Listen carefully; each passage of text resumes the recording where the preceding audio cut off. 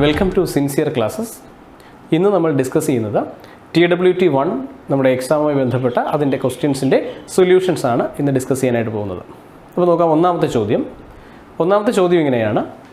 2 point charges plus 4 microcoulomb and plus 2 microcoulomb repel each other with a force of 8 Newton.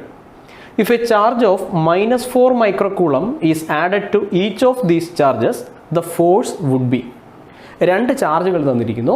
ആ ചാർജുകൾ തമ്മിലൊരു electrostatic force of attraction അല്ലെങ്കിൽ repulsion ഉണ്ട് എന്ന് കരുതുക. ഇനി പറയുന്നത് ഈ ചാർജുകളോടൊപ്പം ഒരു -4 കൂളം ചാർജ് നമ്മൾ ആഡ് ചെയ്താൽ ആ ഫോഴ്സിന് എന്ത് ചേഞ്ച് ഉണ്ടാകും? അപ്പോൾ നമുക്കറിയാവുന്ന ബേസിക് ഇക്വേഷൻ, ഈ രണ്ട് ചാർജുകളെ തമ്മിൽ കണക്ട് ചെയ്യുന്ന ആ ഫോർമുല നമുക്ക് എഴുതാം. ഇക്വേഷൻ ഇങ്ങനെയാണ്. Force F is equal to നമ്മുടെ 1/4πε0, അതിനെ K എന്ന് വിളിക്കാം. 1/4πε0 Q1 Q2 divided by R². ഇതാണ് നമ്മുടെ ഫോഴ്സിൻ്റെ ഫോർമുല. നമുക്ക് തന്നിരിക്കുന്ന രണ്ട് ചാർജുകൾ, അവരുടെ ഫോഴ്സ് നമുക്ക് എഴുതാമല്ലോ.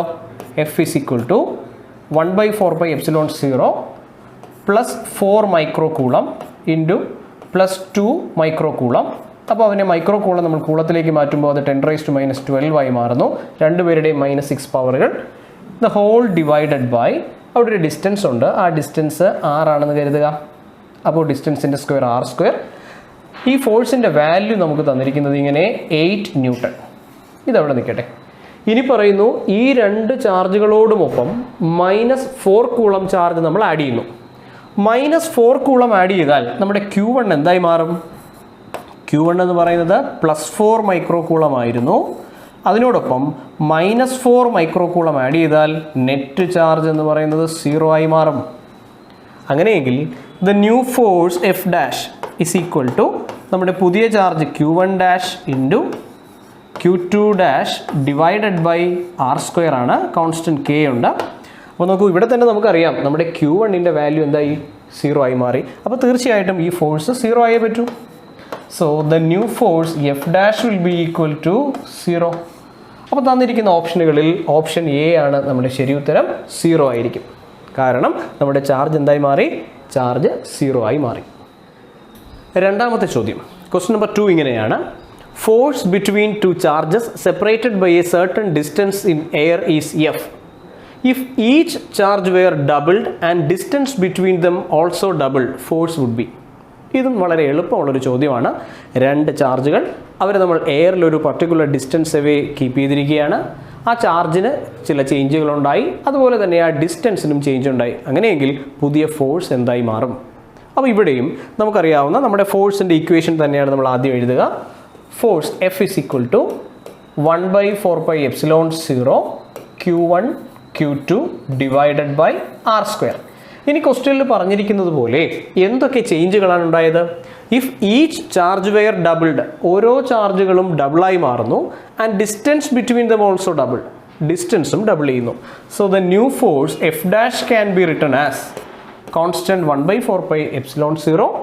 ചാർജുകൾ രണ്ടും ഡബിൾ ചെയ്യുന്നു. So Q1 becomes 2Q1 and Q2 becomes 2Q2. The whole divided by ഡിസ്റ്റൻസും ഡബിൾ ചെയ്തു. സോ ഡിസ്റ്റൻസ് ബിക്കംസ് 2R, അതിൻ്റെ ഹോൾ സ്ക്വയർ. അപ്പോൾ നമ്മുടെ ഇക്വേഷൻ നമുക്ക് എഴുതുമ്പോൾ 2 × 2 4 ഡിവൈഡഡ് ബൈ ഡിനോമിനേറ്ററിലും ഒരു 4 വരുന്നുണ്ട്. പിന്നെ ബാക്കി K Q1 Q2 divided by R² ആണ്. അപ്പോൾ നമ്മുടെ ഈ ബ്രാക്കറ്റിലുള്ളത് ആരാണ്? നമ്മുടെ ഒറിജിനൽ ഫോഴ്സായ F തന്നെ. So this force F dash can be written as F. 4/4 1 ആണ്. അപ്പോൾ ഫോഴ്സിന് യാതൊരു ചേഞ്ചും ഉണ്ടാകുന്നില്ല. രണ്ട് ചാർജുകൾ ഡബിൾ ചെയ്തു, ഡിസ്റ്റൻസും ഡബിൾ ചെയ്തു, ഫോഴ്സിന് ഒരു മാറ്റവും ഉണ്ടായില്ല. F dash equal to F. അപ്പോൾ തന്നിരിക്കുന്ന ഓപ്ഷനുകളിൽ നമ്മുടെ ശരി ഉത്തരം ഓപ്ഷൻ A ആണ്, F തന്നെ.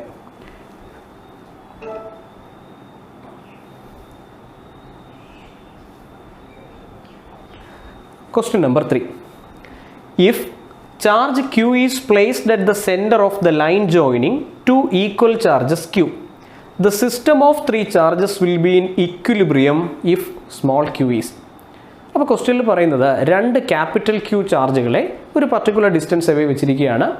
ഈ രണ്ട് ചാർജുകളുടെ എക്സാക്റ്റ് മിഡിലായി നമ്മൾ മൂന്നാമതൊരു ചാർജ് സ്മോൾ ക്യൂവിനെ പ്ലേസ് ചെയ്തപ്പോൾ ഈ സിസ്റ്റം ഒന്നാകെ ഇക്വിലിബ്രിയത്തിലായി മാറിയെങ്കിൽ നമ്മൾ പ്ലേസ് ചെയ്ത ആ സ്മോൾ ക്യൂവിൻ്റെ വാല്യൂ എന്താണ് എന്നാണ് ചോദ്യം. അപ്പോൾ ഈ ക്വസ്റ്റ്യൻ വായിച്ചാൽ അതിനെ നമുക്കൊരു പിക്ചറാക്കി മാറ്റി കഴിഞ്ഞാൽ അത് ഇങ്ങനെ ഉണ്ടാവും. രണ്ട് ചാർജുകൾ, ഒരു ക്യാപിറ്റൽ ക്യൂ മറ്റൊരു ക്യാപിറ്റൽ ക്യൂ ചാർജ്. ഈ രണ്ട് ചാർജുകളുടെ കണക്ട് ചെയ്തിരിക്കുന്ന ഡിസ്റ്റൻസിൻ്റെ എക്സാക്റ്റ് സെൻറ്ററിൽ നമുക്ക് മൂന്നാമതൊരു ചാർജ് ക്യൂ ഉണ്ട്. അപ്പോൾ ഇവിടുത്തെ ടോട്ടൽ ഡിസ്റ്റൻസ് ആറാണെന്നിരിക്കട്ടെ. അപ്പോൾ r/2 എന്ന ഡിസ്റ്റൻസിലാണ് നമ്മുടെ ചാർജ് സ്മോൾ ക്യൂവിനെ പ്ലേസ് ചെയ്തിരിക്കുന്നത്. ഇങ്ങനെ വെച്ചപ്പോൾ ഈ സിസ്റ്റം ഇക്വിലിബ്രിയത്തിലായി മാറി. അപ്പോൾ ഈ സിസ്റ്റം ഇക്വിലിബ്രിയത്തിലാകുന്നത് എപ്പോഴാണ്? ഈ രണ്ട് പ്ലസ് ക്യൂ ചാർജുകൾ പരസ്പരം റിപ്പൽ ചെയ്യും. രണ്ടുപേരും ഒരേ സൈനുള്ള ചാർജുകളാണ്. അവർ രണ്ടുപേരും തമ്മിലൊരു റിപ്പൽസീവ് ഫോഴ്സ് ഉണ്ട്. അപ്പോൾ ഈ രണ്ട് ചാർജുകളും അകന്നു പോകാനായി ശ്രമിക്കും റിപ്പൽഷൻ കൊണ്ട്. അപ്പോൾ ഈ സിസ്റ്റത്തെ ഇക്വിലിബ്രിയത്തിൽ നിർത്തണമെങ്കിൽ ഈ സെൻറ്ററിലിരിക്കുന്ന ചാർജ് ക്യൂ ഇവരെ രണ്ടുപേരെയും അതേ ഫോഴ്സോടുകൂടി അകത്തേക്ക് പിടിക്കണം. അപ്പോൾ നോക്കി, രണ്ട് പ്ലസ് ക്യൂ ചാർജുകൾ അവരുടെ റിപ്പൽസീവ് ഫോഴ്സ് ഉപയോഗിച്ച് അകന്നു പോകാൻ ശ്രമിക്കുമ്പോൾ അവരങ്ങനെ അകന്നു പോകാതെ അവരെ അകത്തേക്ക് പിടിച്ച് വലിക്കാൻ ഈ സ്മോൾ ക്യൂവിന് കഴിയണം. അപ്പോൾ ആ രണ്ട് ഫോഴ്സുകൾ നമുക്ക് ഇക്വേറ്റ് ചെയ്യാം. So the force between the two capital Q charges must be equal to force between this capital Q and small Q. അപ്പോൾ നമുക്ക് ഇക്വേഷൻ വൈസ് എഴുതുകയാണെങ്കിൽ 1/4πε0 നമ്മുടെ Q1 Q2 divided by r² that is equal to, ഇവിടെ ആണെങ്കിലോ ഇവിടെ നമ്മുടെ F is equal to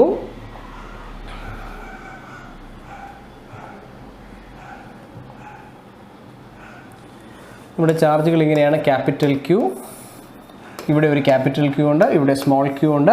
ഇവർ തമ്മിലുള്ള ഫോഴ്സ്, ആ ഫോഴ്സിനെ എനിക്ക് എഴുതാം K × Q1 Q2 divided by r². അതേ ഫോഴ്സ് തന്നെയായിരിക്കണം ഈ രണ്ട് ചാർജുകൾ തമ്മിലുള്ള force.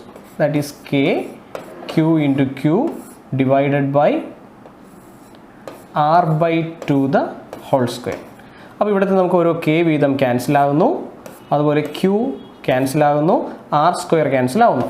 So on left side capital Q is equal to small q divided by r²/4. ഇവിടെ r² ഉണ്ട്, r² ക്യാൻസൽ ചെയ്ത് കഴിഞ്ഞാൽ നമുക്ക് കിട്ടും small q is equal to q divided by small q is equal to q divided by 4 എന്ന് കിട്ടും. കാരണം ഈ 4 നേരെ ന്യൂമറേറ്ററിൽ പോകുന്നു. അപ്പോൾ അവിടെ നിന്ന് small q equal to capital Q/4. അപ്പോൾ ഓർക്കേണ്ട ഒരു കാര്യം, ഇവിടെ സെൻറ്ററിലിരിക്കുന്ന ചാർജ് Q ഈ ക്യാപിറ്റൽ Q പുറത്തേക്ക് പോകാതെ അകത്തേക്ക് പിടിച്ചു വലിക്കണം, അല്ലെങ്കിൽ അട്രാക്റ്റ് ചെയ്യണം. അപ്പോൾ അട്രാക്റ്റ് ചെയ്യണമെങ്കിൽ ഈ രണ്ട് ചാർജുകളുടെയും സൈൻ എന്തായേ പറ്റൂ? ഓപ്പോസിറ്റ് ആയേ പറ്റൂ. അപ്പോൾ ക്യാപിറ്റൽ Q പോസിറ്റീവ് ആയ സ്ഥിതിക്ക് നമ്മുടെ സ്മോൾ q എന്താവണം? നെഗറ്റീവ് ആകണം. സോ ക്യൂവിൻ്റെ വാല്യൂ -Q/4 ആകുമ്പോഴാണ് ഈ സിസ്റ്റം ഇക്വിലിബ്രിയത്തിലാവുക. അപ്പോൾ നോക്കൂ, നമ്മുടെ ഓപ്ഷനിൽ option B -Q divided by 4 ഇതാണ് നമ്മുടെ ശരി ഉത്തരം.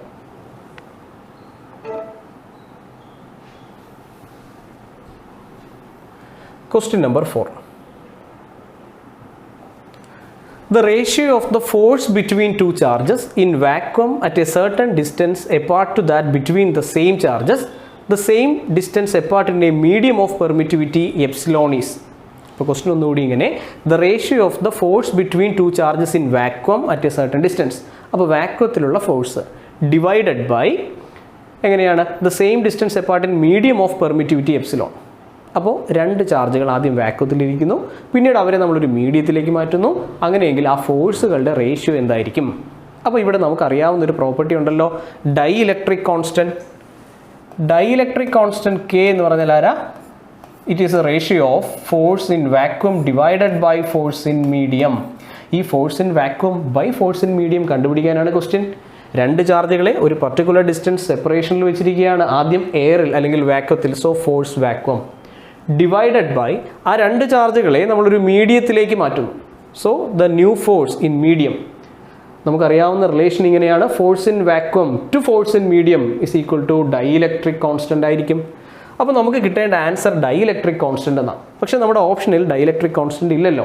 പക്ഷേ ഡൈഇലക്ട്രിക് കോൺസ്റ്റൻറ്റിന് മറ്റൊരു ഇക്വേഷൻ അറിയാം. It is the ratio of permittivity of medium to permittivity of free space. ഇങ്ങനൊരു ഓപ്ഷൻ നമുക്ക് തന്നിട്ടുണ്ട്. So the right answer is option C.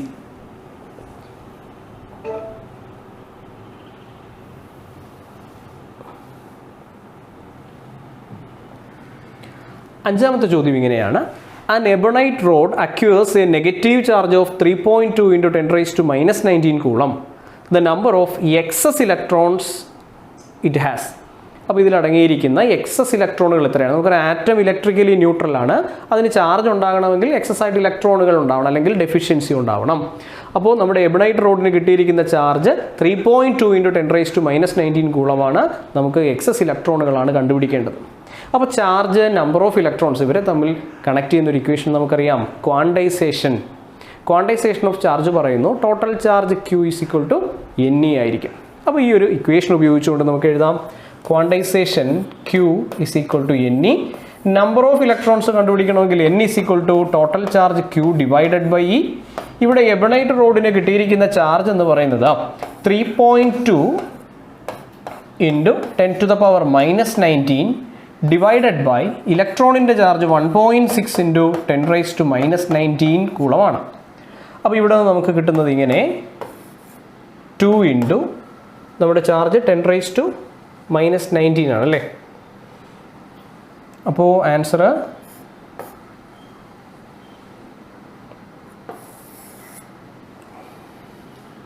ഇവിടെ ക്വസ്റ്റ്യനിൽ 3.2 × 10⁻10 ആണ്. ക്വസ്റ്റ്യനിൽ 3.2 × 10⁻10 ആണ് പവർ. അപ്പോൾ -10 പവർ വന്നാൽ ഈ -19 മുകളിൽ ചെല്ലുമ്പോൾ +19 ആകുന്നു, -10. സോ 2 × 10⁻9 ആയി മാറും. ഓക്കെ, അപ്പോൾ ശരിയായിട്ടുള്ള ആൻസർ ഇങ്ങനെയാണ്, ഈ 2 × 10⁻9. ഇവിടെ ക്വസ്റ്റ്യനിലെ ചാർജിൻ്റെ പവർ 3.2 × 10⁻10 ആണ്. കാരണം അതാണ് നമുക്ക് തന്നിരിക്കുന്ന ഈ ഓപ്ഷനിൽ. ഓക്കെ,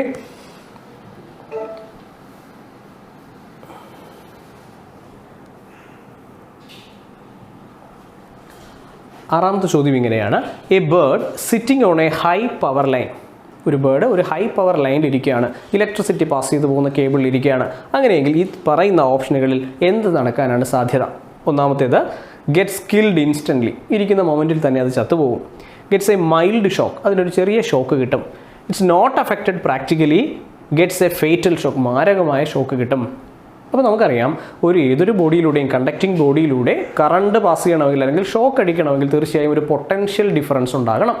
അപ്പോൾ നമ്മുടെ പവർ ലൈനുകളിൽ 2 ലൈനുകളുണ്ട്, ഒരു ഫേസ് ലൈനും ന്യൂട്രൽ ലൈനും. ഇതിലേതെങ്കിലും ഒരു ലൈനിൽ ബേർഡ് ഇരുന്നത് കൊണ്ട് പൊട്ടൻഷ്യൽ ഡിഫറൻസ് ഉണ്ടാകുന്നില്ല.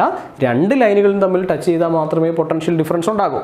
അപ്പോൾ ഇത് ഒരു ലൈനിലാണ് ഇരിക്കുന്നത് എന്നുണ്ടെങ്കിൽ 2 കാലുകളിലും സെയിം പൊട്ടൻഷ്യലാണ്, അല്ലെങ്കിൽ പൊട്ടൻഷ്യൽ ഡിഫറൻസ് ഇല്ല. അവിടെ പൊട്ടൻഷ്യൽ ഡിഫറൻസ് ഇല്ലാത്തത് കൊണ്ട് തന്നെ കറണ്ട് പാസ് ചെയ്യില്ല, പ്രാക്ടിക്കലി അയാൾക്ക് ഇലക്ട്രിക് ഷോക്ക് ഏൽക്കില്ല.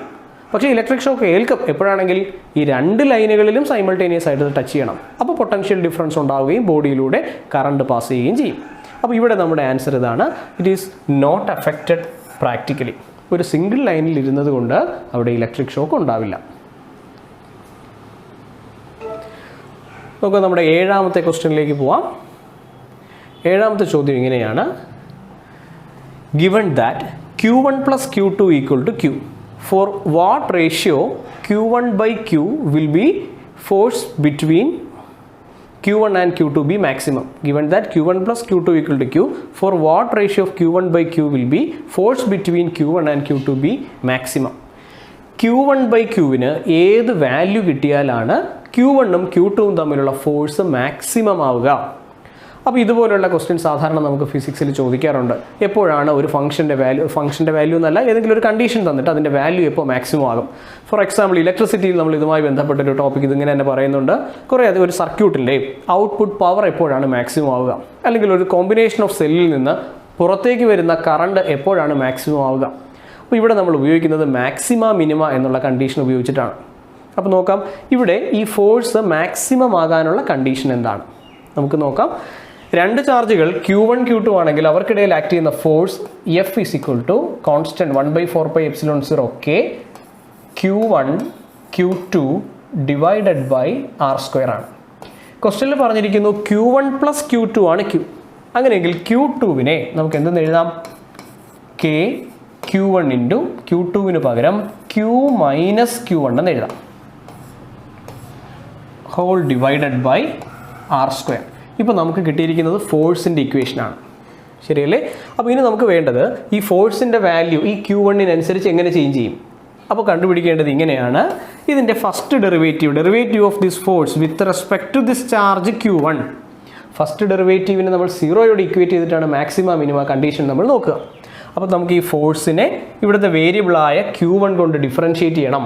ഇവിടെ ഡിസ്റ്റൻസ് മാറുന്നില്ല, കെ മാറുന്നില്ല. Q1ൻ്റെ വാല്യൂ എങ്ങനെ മാറിയാലാണ് ഫോഴ്സ് മാക്സിമം ആവുക എന്നാണ് കണ്ടുപിടിക്കേണ്ടത്. അപ്പോൾ വേരിയബിൾ Q1 ആയതുകൊണ്ട് തന്നെ ഡിഫറൻഷ്യേറ്റ് ചെയ്യേണ്ടത് Q1 കൊണ്ടാണ്. So this function F is differentiating with Q1. അപ്പോൾ ഇവിടെ കോൺസ്റ്റൻറ്റുകളായ k ഡിവൈഡഡ് ബൈ r² നമുക്ക് പുറത്തേക്ക് മാറ്റി നിർത്താം. ഇനി നമുക്ക് ഡിഫറൻഷ്യേറ്റ് ചെയ്യണം. ഡിഫറൻഷ്യേറ്റ് ചെയ്യുമ്പോൾ കണ്ടോ Q1 ഇൻറ്റു ഒരു ടേം. അപ്പോൾ രണ്ടുപേരുടെ പ്രോഡക്റ്റ് ആണ്, പ്രോഡക്റ്റ് റൂൾ അപ്ലൈ ചെയ്യണം. പ്രോഡക്റ്റ് റൂൾ എന്താ പറയുന്നത്? First function into derivative of the second. Q minus Q1ൻ്റെ ഡെറിവേറ്റീവ് ആരാ? Qൻ്റെ ഡെറിവേറ്റീവ് കോൺസ്റ്റൻറ്റ് 0 മൈനസ് Q1ൻ്റെ ഡെറിവേറ്റീവ് എന്തായി മാറും? -1. So first function into derivative of the second function plus second function, അതായത് നമ്മുടെ Q minus Q1 second function into derivative of the first. Q1 with respect to Q1 derivative 1 തന്നെയാണ്. Okay, അപ്പോൾ നമുക്ക് എന്ത് കിട്ടി? ഫസ്റ്റ് ഡെറിവേറ്റീവ് കിട്ടി. Maximum കണ്ടുപിടിക്കാൻ first ഡെറിവേറ്റീവിനെ സീറോയോട് equate ചെയ്യണം. സോ നമുക്കിതിനെ ഈക്വൽ ടു 0 എന്ന് സബ്സ്റ്റിറ്റ്യൂട്ട് ചെയ്യാം. നമുക്കറിയാവുന്നത് k/r² കോൺസ്റ്റൻ്റ് ആണ്, അതിൻ്റെ ഡെറിവേറ്റീവ് ഒരിക്കലും 0 ആവില്ല. അപ്പോൾ പിന്നെ 0 ആവുന്നത് ആരാ? ഈ ബ്രാക്കറ്റിൽ ഉൾപ്പെടുന്ന ടൈമാണ്. ബ്രാക്കറ്റിൽ ഉൾപ്പെടുന്ന ടൈം ഇങ്ങനെ Q1 into -1 that is minus Q1 plus Q minus Q1 is equal to 0. നോക്കൂ, ബ്രാക്കറ്റിൻ്റെ ഉള്ളിൽ -Q1 ഉണ്ട്, ഇവിടെ ഒരു Q മൈനസ് Q1 ഉണ്ട്. അപ്പോൾ നോക്കിയേ, -Q1 എന്തായി? -2Q1 ആയല്ലേ. So Q minus 2Q1 is equal to 0.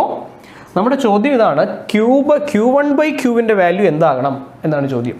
So ഇവിടെ നിന്ന് Q is equal to 2Q1 എന്ന് എഴുതാം. ഈ -Q1 2Q1 അപ്പുറത്ത് പോകുമ്പോൾ അത് +2Q1 ആയി മാറുന്നു. നമുക്ക് വേണ്ടത് Q1/Q. അപ്പോൾ Q1/Q എടുക്കുമ്പോൾ ഈ 2 ഇപ്പുറത്ത് പോവുകയും അത് 1/2 ആവുകയും ചെയ്യും. 1/2 എന്ന് പറഞ്ഞാൽ 0.5 അല്ലേ? കണ്ടോ? അപ്പോൾ Q1/Qൻ്റെ വാല്യൂ 0.5 ആകുന്ന സമയത്ത് ഇവർ തമ്മിലുള്ള ഫോഴ്സ് മാക്സിമം ആകും. അപ്പോൾ ഓർക്കുക, ഏതെങ്കിലും ഒരു ഫംഗ്ഷൻ അല്ലെങ്കിൽ ഒരു ക്വാണ്ടിറ്റിയുടെ വാല്യൂ മാക്സിമം ആകുന്നത് എപ്പോൾ അല്ലെങ്കിൽ മിനിമം ആകുന്നത് എപ്പോൾ എന്നൊക്കെ ക്വസ്റ്റ്യൻ വരികയാണെങ്കിൽ ചെയ്യേണ്ടത് ഇങ്ങനെ, ആ ഫംഗ്ഷൻ ഏതാണെന്ന് ഐഡൻറ്റിഫൈ ചെയ്യണം. അത് ആർക്കനുസരിച്ചാണ് ചേഞ്ച് ചെയ്യുന്നതെന്നും മനസ്സിലാക്കണം. ഇവിടെ ഫോഴ്സാണ്, അത് വേരി ചെയ്യുന്നത് Q1-അനുസരിച്ചാണ്. അപ്പോൾ നമ്മൾ ആ ഫോഴ്സിനെ Q1 കൊണ്ട് ഡിഫറൻഷ്യേറ്റ് ചെയ്യുക, ഫസ്റ്റ് ഡെറിവേറ്റീവ് സീറോയോട് ഇക്വേറ്റ് ചെയ്യുക. അപ്പോൾ നമ്മുടെ റിക്വയർഡ് കണ്ടീഷൻ നമുക്ക് കിട്ടും. ഓക്കെ, അങ്ങനെയെങ്കിൽ നമ്മുടെ 8ാമത്തെ ചോദ്യത്തിലേക്ക് പോവാം. 8ാമത്തെ ക്വസ്റ്റ്യൻ ഇങ്ങനെയാണ്: if an electron has an initial velocity in a direction different from that of an electric field, the path of the electron is. അപ്പോൾ ഒരു ഇലക്ട്രോൺ എന്ത് ചെയ്യുന്നുണ്ട്? മൂവ് ചെയ്യുന്നുണ്ട്. അതിൻ്റെ ഇനിഷ്യൽ വെലോസിറ്റി, അയാൾക്കൊരു ഇനിഷ്യൽ വെലോസിറ്റി ഉണ്ട്, പക്ഷേ അതിൻ്റെ ഡയറക്ഷൻ ഇലക്ട്രിക് ഫീൽഡിൻ്റെ ഡയറക്ഷനിലല്ല. അങ്ങനെയെങ്കിൽ പാത്ത് ഓഫ് ദിസ് ഇലക്ട്രോൺ ആണ് നമുക്ക് കണ്ടുപിടിക്കേണ്ടത്. അപ്പോൾ നോക്കിയേ, ഒരു ഇലക്ട്രിക് ഫീൽഡിലൂടെ ഒരു ഇലക്ട്രോൺ മൂവ് ചെയ്താൽ, ഇതൊരു ഇലക്ട്രിക് ഫീൽഡാണ്. ഈ ഇലക്ട്രിക് ഫീൽഡിലൂടെ ഒരു ഇലക്ട്രോൺ മൂവ് ചെയ്യുന്നു എന്ന് കരുതുക. ഇവിടെ ഏതോ ഒരു ആംഗിൾ ഫോം ചെയ്തുകൊണ്ടാണ് അത് പോകുന്നത്. ഇതാണ് നമ്മുടെ ഇലക്ട്രോണിൻ്റെ മൂവ്മെൻറ്റ്. അപ്പോൾ തീർച്ചയായിട്ടും ഇലക്ട്രോണിൻ്റെ പുറത്ത് ഒരു ഫോഴ്സ് എക്സേർട്ട് ചെയ്യപ്പെടും. ആ ഫോഴ്സിൻ്റെ പേരാണ് ഇലക്ട്രിക് ലോറൻസ് ഫോഴ്സ്. അപ്പോൾ ഇവിടെ എക്സ്പീരിയൻസ് ചെയ്യപ്പെടുന്ന ഫോഴ്സ് F = -E ആണ്. ഇനി ന്യൂട്ടൺ പറയുന്നു F = ma. ന്യൂട്ടൻ്റെ സെക്കൻഡ് ലോ F = ma. ഇത് രണ്ടും കൂടി നമുക്ക് ഇക്വേറ്റ് ചെയ്താൽ ma = EE. തൽക്കാലം നമ്മൾ ആ മൈനസ് കളയാണ്, ഡയറക്ഷനെ കുറിച്ച് നമ്മൾ പറയുന്നില്ല, മാഗ്നിറ്റ്യൂഡ് മാത്രം EE. So this acceleration can be written as EE divided by m എന്ന് നമുക്ക് പറയാം. അങ്ങനെയെങ്കിൽ നമുക്ക് വേണ്ടത് ഇയാളുടെ പാത്ത് അല്ലേ? From that of electric field, the path of the electron, അതിൻ്റെ ഷേപ്പ് എന്താണ് എന്നാണ് ചോദ്യം. അപ്പോൾ ഇയാൾ പോകുന്ന ആ പാത്തിന് നമുക്കൊരു ഇക്വേഷൻ എഴുതണം. ഡിസ്പ്ലേസ്മെൻറ്റ് S = ഇക്വേഷൻ എന്താണ്? ut + ½ a t² അല്ലേ? Electron has an initial velocity. Initial velocity 0 എന്നൊന്നും അല്ല പറഞ്ഞിരിക്കുന്നത്, അയാൾക്ക് ഇനിഷ്യൽ വെലോസിറ്റി ഉണ്ട്. അപ്പോൾ തീർച്ചയായും ഫസ്റ്റ് ടൈം അവിടെ ഉണ്ട്. S = ut തന്നെ പ്ലസ് ഹാഫ് ആക്സിലറേഷൻ ആരാണ്? EE/m into t². അപ്പോൾ ഇയാളുടെ ഡിസ്പ്ലേസ്മെൻറ്റ് അല്ലെങ്കിൽ പൊസിഷൻ ടൈമിനനുസരിച്ച് വേരി ചെയ്യും. എസും ടിയും തമ്മിലൊരു റിലേഷൻഷിപ്പാണ് കിട്ടിയത്. ഒന്ന് ആലോചിച്ച് നോക്കിയേ, ഇവിടെ ആക്സിലറേഷൻ കിട്ടിയിരുന്നില്ല എങ്കിൽ ഈ ടൈം എന്തായേനെ? 0 ആയേനെ. ആക്സിലറേഷൻ്റെ ടൈം 0. അപ്പോൾ നമ്മുടെ ഈ ഇക്വേഷൻ S = ut അതൊരു ലീനിയർ ഇക്വേഷൻ ആയേനെ, ഗ്രാഫ് സ്ട്രൈറ്റ് ലൈൻ ആയേനെ. പക്ഷേ ഇവിടെ നമ്മുടെ ഇലക്ട്രോണിന് ആക്സിലറേഷൻ കിട്ടുന്നുണ്ട്. അതുകൊണ്ട് തന്നെ ഈ സെക്കൻഡ് ടേം t² എന്ന ടേം അവിടെ ഉണ്ട്. അപ്പോൾ ഇതൊരു സെക്കൻഡ് ഡിഗ്രി ഇക്വേഷനാണ്. നമുക്കറിയാമല്ലോ, സെക്കൻഡ് ഡിഗ്രി ഇക്വേഷൻ ആണെങ്കിൽ അത് തീർച്ചയായും ഒരു പരാബോളയെ റെപ്രസെൻറ്റ് ചെയ്യും. പരാബോളയുടെ ഇക്വേഷൻ ഒരു സെക്കൻഡ് ഡിഗ്രി ക്വാഡ്രാറ്റിക് ഇക്വേഷൻ ആണെന്ന് അറിയാം. അപ്പോൾ ഇവിടെ നമ്മുടെ ഡിസ്പ്ലേസ്മെൻറ്റ് അല്ലെങ്കിൽ അതിൻ്റെ ആ പാത്തിനെ റെപ്രസെൻറ്റ് ചെയ്യുന്ന സെക്കൻഡ് ഡിഗ്രി ഇക്വേഷൻ ആയതുകൊണ്ട് തന്നെ ഇലക്ട്രോൺ പോകുന്നത് ഒരു പരാബോളിക് പാത്തിലാണെന്ന് നമുക്ക് പറയാം. Question number 9. A force of 2.25 Newton acts on a charge of 15 into 10 raised to minus 4 coulomb. Calculate the intensity of electric field at that point. വളരെ direct ആയിട്ടുള്ളൊരു question ആണ്. നമ്മളിപ്പോൾ കഴിഞ്ഞ നീറ്റ് എക്സാമിന് പോലും വളരെ ഡയറക്റ്റ് ആയിട്ട് നമുക്ക് ഹിറ്റ് ചെയ്യാൻ പറ്റുന്ന ക്വസ്റ്റ്യൻസ് ആണ് കൂടുതലായിട്ടും ചോദിക്കുന്നത്. അപ്പോൾ അത്തരത്തിൽ ചോദിക്കാവുന്ന ഒരു ക്വസ്റ്റ്യൻ ആണിത്. A force of 2.25 Newton acts on a charge of 15 into 10 raised to minus 4 coulomb. അപ്പോൾ 15 into 10 raised to minus 4 coulomb എന്ന ചാർജിൻ്റെ പുറത്ത് കിട്ടുന്ന ഫോഴ്സ് എത്രയാ? 2.25 ന്യൂട്ടൺ. അങ്ങനെയെങ്കിൽ ഇലക്ട്രിക് ഫീൽഡ് ഇൻറ്റൻസിറ്റി കണ്ടുപിടിക്കണം. അപ്പോൾ force, electric field intensity, charge ഇവരെ തമ്മിൽ കണക്ട് ചെയ്യുന്ന ഒരു ഫോർമുല ഉണ്ടാവും. നമ്മുടെ ഇലക്ട്രിക് ലോറൻസ് ഫോഴ്സ് എന്താ പറയുന്നത്? Force acting on A charge Q when it is placed in an electric field F is equal to QE ആണ്. അങ്ങനെയെങ്കിൽ തീർച്ചയായും ഇലക്ട്രിക് ഫീൽഡ് ഇൻറ്റൻസിറ്റി എന്ന് പറയുന്നത് force acting per unit charge ആണ്. ഇലക്ട്രിക് ഫീൽഡ് ഇൻറ്റൻസിറ്റിയുടെ ഡെഫിനിഷൻ തന്നെ ഇങ്ങനെയാണ്, it is the force acting per unit charge. അപ്പോൾ ഇവിടുത്തെ ഫോഴ്സ് ക്വസ്റ്റ്യനിൽ പറഞ്ഞിരിക്കുന്നു 2.25 ന്യൂട്ടൺ ഡിവൈഡഡ് ബൈ ചാർജ്. നമ്മുടെ ചാർജ് ആരാണ്?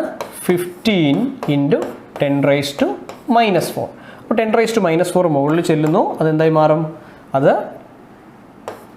+4 ആയി മാറും. So 2.25 into 10 raised to 4 divided by 15. അപ്പോൾ 15ൻ്റെ സ്ക്വയർ ആണ് 225. അപ്പോൾ നമുക്ക് ഈ ഡെസിമൽ പ്ലേസ് മാറ്റാം. ഇവിടെ നിന്ന് 2 0 എടുത്തുകൊണ്ട് ഡെസിമൽ പ്ലേസ് മാറ്റിയാൽ 225 ആയി. 225 ബൈ 15 ആരാ? 15. കാരണം 15ൻ്റെ സ്ക്വയർ അല്ലേ 2.25. അപ്പോൾ ഇവിടുത്തെ 2 0 നമ്മൾ ഇതിന് ഡെസിമൽ മാറ്റാൻ എടുത്തു, പിന്നെ മിച്ചമുള്ളത് 2 0 അല്ലേ? അപ്പോൾ 15ൻ്റെ കൂടെ 2 സീറോസും കൂടി വരണം. ഇതായിരിക്കും ആൻസർ. ഫോഴ്സ് ബൈ ചാർജ് ആയതുകൊണ്ട് യൂണിറ്റ് ന്യൂട്ടൺ പെർ കൂളം. അപ്പോൾ ശരിയായ ഉത്തരം 1500 newton per coulomb, 1500. Option A ആണ് ശരി ഉത്തരം. 10ാമത്തെ ക്വസ്റ്റ്യൻ ഇങ്ങനെയാണ്. ഡിബേ ഈസ് ദ യൂണിറ്റ് ഓഫ്. ഡിബേ എന്ന് പറയുന്നത് എന്തിൻ്റെ യൂണിറ്റ് ആണ് എന്നാണ് ചോദ്യം. അപ്പോൾ ഡിബേ എന്ന് പറയുന്നത് നമ്മുടെ ഇലക്ട്രിക് ഡൈപോൾ മൊമെൻറ്റിൻ്റെ ഒരു യൂണിറ്റ് ആണ്.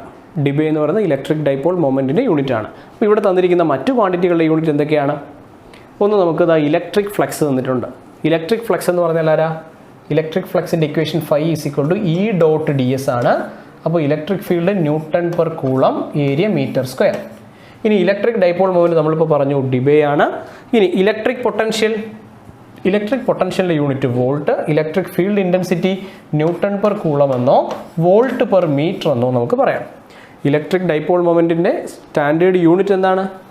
ഇലക്ട്രിക് ഡൈപോൾ മൊമെൻറ്റിൻ്റെ സ്റ്റാൻഡേർഡ് യൂണിറ്റ് കൂളം മീറ്റർ എന്നാണ്, ചാർജിൻ്റെ ഡിസ്റ്റൻസ്. പക്ഷേ അതിന് ഡിബേ എന്നൊരു യൂണിറ്റ് കൂടി നമ്മൾ എക്സ്പ്രസ് ചെയ്യാറുണ്ട്. 11ാമത്തെ ചോദ്യം ഇലക്ട്രിക് ലൈൻസ് ഓഫ് ഫോഴ്സുമായി ബന്ധപ്പെട്ട ചോദ്യമാണ്. ഇലക്ട്രിക് ലൈൻസ് ഓഫ് ഫോഴ്സ് നമുക്കറിയാം, ഇലക്ട്രിക് ഫീൽഡ് എസ്റ്റാബ്ലിഷ് ചെയ്യുന്നതിന് നമ്മളവിടെ അസ്യൂം ചെയ്യുന്ന ഒരു ഇമാജിനറി ആയിട്ടുള്ളൊരു കൺസെപ്റ്റാണ് ഇലക്ട്രിക് ഫീൽഡ് ലൈൻ. അപ്പോൾ electric field line exist everywhere, exist only in the immediate vicinity of electric charge, exist only when both positive and negative charges are near one another, are imaginary. അപ്പോൾ നമ്മൾ ആദ്യമേ തന്നെ പറഞ്ഞു, electric field lines എന്ന് പറയുന്നത് നമ്മുടെ ഒരു imaginary കോൺസെപ്റ്റാണ്, imaginary കർവുകളാണ്. അപ്പോൾ ഈ തന്നിരിക്കുന്നതിൽ ശരിയായ ഓപ്ഷൻ ആരാണ്? ദേ ആർ ഇമാജിനറി എന്നുള്ളതാണ് ശരി ഉത്തരം. 12ാമത്തെ ചോദ്യം The surface density on the copper sphere is sigma.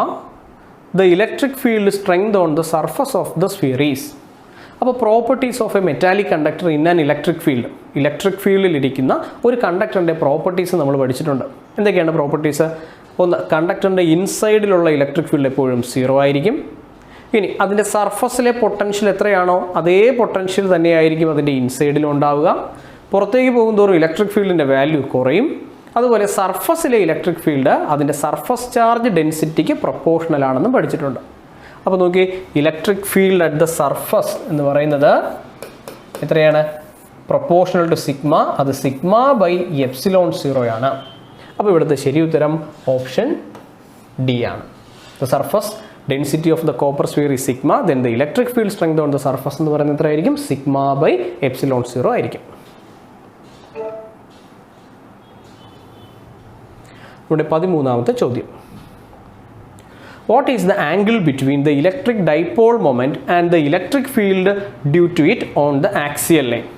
നമ്മുടെ കൂളംസ് ലോ പഠിച്ച് ഇലക്ട്രിക് ഫീൽഡ് പഠിച്ചതിന് ശേഷം നമ്മൾ പരിചയപ്പെടുന്ന ആദ്യത്തെ ഒരു കാര്യമാണിത്. ഇലക്ട്രിക് ഡൈപോളിൻ്റെ ആക്സിസിൽ ഉണ്ടാകുന്ന ഇലക്ട്രിക് ഫീൽഡ് എത്രയാണ് ഒരു ഇലക്ട്രിക് ഡൈപോൾ പ്രൊഡ്യൂസ് ചെയ്യുന്നത് നോക്കാം. ഒരു ഇലക്ട്രിക് ഡൈപോൾ എന്ന് പറയുമ്പോൾ നമുക്ക് രണ്ട് ചാർജുകൾ ഉണ്ടാകണം. ഒരു +q പോസിറ്റീവ് ചാർജ്, മറ്റൊരു ചാർജ് -q ആണ്. ഇതാണ് അതിൻ്റെ ആക്സിസിൽ ലൈ ചെയ്യുന്ന ഒരു പോയിന്റ്. അപ്പോൾ ഓർക്കുക, ഈ പോയിന്റിൽ +q പ്രൊഡ്യൂസ് ചെയ്യുന്ന ഫീൽഡ് എങ്ങോട്ടാ? +qവിൻ്റെ field out of the charge അല്ലെങ്കിൽ എവേ ഫ്രം ദ ചാർജ് ആണ്. അപ്പോൾ ഇങ്ങോട്ടാണ് +qവിൻ്റെ field, electric field due to +q. ഇനി -qവിൻ്റെ ഇലക്ട്രിക് ഫീൽഡോ? നെഗറ്റീവ് ചാർജിൻ്റെ ഫീൽഡ് എപ്പോഴും ടുവേർഡ്സ് ദ ചാർജ് ആയിരിക്കണം. അപ്പോൾ ഇങ്ങോട്ട് തന്നെയാണ് ഇലക്ട്രിക് ഫീൽഡ്. ആരുടെ? -qവിൻ്റെ. ഇനി നമുക്ക് വേണ്ടത് ഇവരുടെ റിസൾട്ടൻ്റ് ഫീൽഡാണ്. രണ്ട് പേര് പ്രൊഡ്യൂസ് ചെയ്യുന്ന ഫീൽഡുകളുണ്ട്. ഇതിൻ്റെ നെറ്റ് ഫീൽഡ് കണ്ടുപിടിക്കണം. രണ്ട് വെക്ടറുകൾ ഓപ്പോസിറ്റ് ഡയറക്ഷനിലാണ് എങ്കിൽ നെറ്റ് നമ്മൾ എങ്ങനെ കണ്ടുപിടിക്കും? വലുതിൽ നിന്ന് ചെറുത് കുറയ്ക്കണം. ഈ രണ്ട് ഇലക്ട്രിക് ഫീൽഡുകളിൽ വലിയ ഇലക്ട്രിക് ഫീൽഡ് ആരാ? ഈ പോയിന്റിനോട് ഏറ്റവും ചേർന്ന് നിൽക്കുന്ന ഡിസ്റ്റൻസ് കുറവുള്ളത് -qവിനാണ്. അപ്പോൾ തീർച്ചയായും -qവിൻ്റെ ഫീൽഡാണ് വലുത്. അപ്പോൾ വലുതിൽ നിന്ന് ചെറുത് കുറച്ച് വലുതിൻ്റെ ഡയറക്ഷൻ. അപ്പോൾ നെറ്റ് ഫീൽഡിൻ്റെ ഡയറക്ഷൻ എങ്ങോട്ടാ? -qവിൻ്റെ സെയിം ഡയറക്ഷൻ ആയിരിക്കണം. അപ്പോൾ -q പ്രൊഡ്യൂസ് ചെയ്യുന്ന ഫീൽഡിൻ്റെ ഡയറക്ഷൻ എങ്ങോട്ടാ? നെഗറ്റീവ് ചാർജിൽ നിന്ന് പോസിറ്റീവിലേക്കാണ്. നെഗറ്റീവ് ചാർജിൽ നിന്ന് പോസിറ്റീവിലേക്ക്. നമ്മുടെ ഡൈപോൾ മൊമെൻറ്റിൻ്റെ ഡയറക്ഷനും എങ്ങോട്ട് തന്നെയാണ്? നെഗറ്റീവിൽ നിന്ന് പോസിറ്റീവിലേക്ക്. അപ്പോൾ കണ്ടോ, electric dipole moment directed from negative to positive and the net electric field at the axial point അതും എങ്ങോട്ട് തന്നെയാണ്? From -q to +q. അപ്പോൾ രണ്ടുപേരുടെയും ഡയറക്ഷനുകൾ കണ്ടോ സെയിം ആണ്. അപ്പോൾ അവർക്കിടയിൽ ആംഗിൾ എത്രയാണ്? 0 ഡിഗ്രി. രണ്ടുപേരും പാരലലാ. So option A is the right answer. ഇവിടെ 14ാമത്തെ ചോദ്യം ഇങ്ങനെ: a hollow metallic sphere of radius 10 cm is given a charge of 3.2 × 10⁻⁻⁹ coulomb. The electric intensity at a point 4 cm from the centre is. അപ്പോൾ ആരെക്കുറിച്ചാണ് പറയുന്നത്? ഒരു metallic സ്ഫിയറിനെ കുറിച്ച് പറയുന്നു. ആ മെറ്റാലിക് സ്ഫിയറിൻ്റെ റേഡിയസ് 10 cm ആണ്. റേഡിയസ് 10 cm ആണ്. ഇതിൻ്റെ സർഫസിലേക്ക് ചാർജുകളെ നമ്മൾ കൊടുത്തിരിക്കുന്ന ചാർജ് 3.2 × 10⁻⁻⁹ ആണ്. 3.2 × 10⁻⁹ ചാർജുകളാണ്, കൂളമാണ്. The electric intensity at a point 4 cm from the centre. കണ്ടുപിടിക്കേണ്ടത് 4 cm അവേ. അതാ ഇവിടെ എവിടെയോ ആണ് ആ പോയിന്റ്. 4 cm away. ഇവിടുത്തെ ഇലക്ട്രിക് ഫീൽഡാണ് കണ്ടുപിടിക്കേണ്ടത്. നമ്മളിപ്പോൾ തന്നെ അതിൻ്റെ പ്രോപ്പർട്ടി പറഞ്ഞതാണ്. ഒരു കണ്ടക്ടറിനെ നമ്മൾ ഇലക്ട്രിക് ഫീൽഡിൽ വെച്ചാൽ അതിൻ്റെ ഇൻസൈഡ് ഉണ്ടാകുന്ന ഇലക്ട്രിക് ഫീൽഡ് 0 അല്ലേ? ഇൻസൈഡ് കണ്ടക്ടറിൻ്റെ ഉള്ളിലുണ്ടാകുന്ന ഇലക്ട്രിക് ഫീൽഡ് എപ്പോഴും 0 ആയിരിക്കും. ഇവിടെ നോക്കൂ, 10 cm ആണ് ഇതിൻ്റെ റേഡിയസ്. കണ്ടുപിടിക്കേണ്ടത് 4 cm അവയുള്ള ഇലക്ട്രിക് ഫീൽഡാണ്. വിച്ച് മീൻസ് കണ്ടക്ടറിൻ്റെ ഉള്ളിലെ ഒരു പോയിന്റിലെ ഇലക്ട്രിക് ഫീൽഡാണ് കണ്ടുപിടിക്കേണ്ടത്. കണ്ടക്ടറിൻ്റെ ഇൻസൈഡിലെല്ലാം ഇലക്ട്രിക് ഫീൽഡ് എത്രയാണ്? 0. അപ്പോൾ തീർച്ചയായിട്ടും നമ്മുടെ ഇവിടെ റൈറ്റ് ഓപ്ഷൻ ഏതാ? ഓപ്ഷൻ ഡി ആണ്. അപ്പോൾ ഓർക്കുക, ഒരു കണ്ടക്ടറിൻ്റെ ഇൻസൈഡാണോ ഇലക്ട്രിക് ഫീൽഡ് 0 ആയിരിക്കും. നമ്മളൊരു എക്സ്റ്റേണൽ ഫീൽഡിൽ വയ്ക്കുമ്പോൾ അതിൻ്റെ ഇൻസൈഡിൽ ഇലക്ട്രിക് ഫീൽഡ് എപ്പോഴും 0 ആയിരിക്കണം.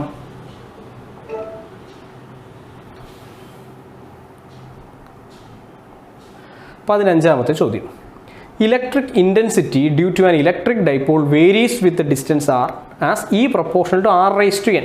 അങ്ങനെയെങ്കിൽ എന്നിൻ്റെ വാല്യൂ എന്ത്? അപ്പോൾ നോക്കി, electric intensity due to an electric dipole. Electric dipole produce ചെയ്യുന്ന ഇലക്ട്രിക് ഫീൽഡ് ഇൻറ്റൻസിറ്റിയുടെ equation E = 1/4πε0 p cos θ divided by r³ അല്ലേ? 1/4πε0 p cos θ divided by r³.